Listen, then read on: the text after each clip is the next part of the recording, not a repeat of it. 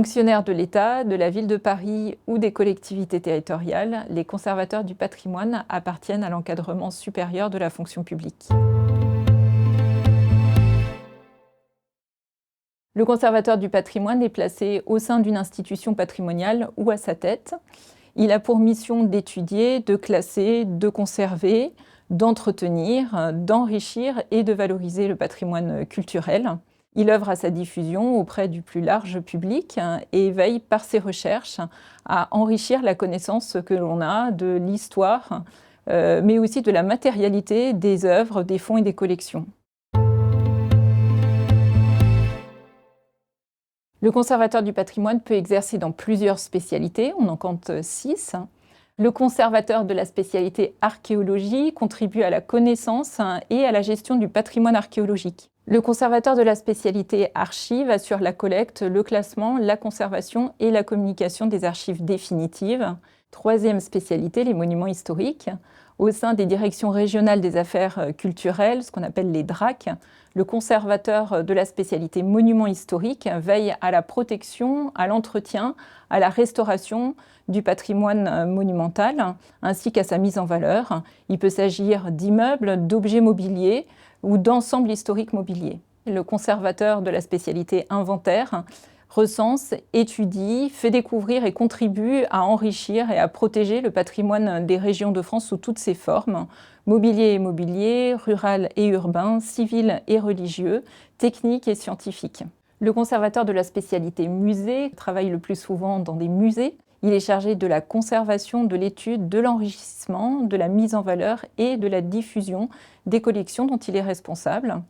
Et enfin, la dernière spécialité est celle que l'on appelle PSTN, le conservateur en spécialité patrimoine scientifique, technique et naturel partage les missions du conservateur de musée, à la différence près qu'il exerce dans des musées un petit peu particuliers, au sein de muséums d'histoire naturelle, de musées de sciences et techniques, d'écomusées ou de parcs naturels. Il met en valeur des collections spécialisées. Le conservateur du patrimoine évolue au sein d'un réseau de professionnels très variés. Il travaille avec des élus, des associations, des mécènes et collabore étroitement avec des architectes, des restaurateurs, des archéologues, mais aussi des historiens afin de concevoir et de mettre en valeur ses projets. Lorsqu'il relève de la fonction publique de l'État, le conservateur exerce ses missions soit en administration centrale, auprès des ministères, soit en administration déconcentrée, dans les directions régionales des affaires culturelles, ou dans des établissements publics ou des services à compétence nationale. Mais il peut aussi être recruté par des collectivités territoriales ou par la ville de Paris, et dans ce cas, il exerce au sein d'institutions qui relèvent de ces collectivités.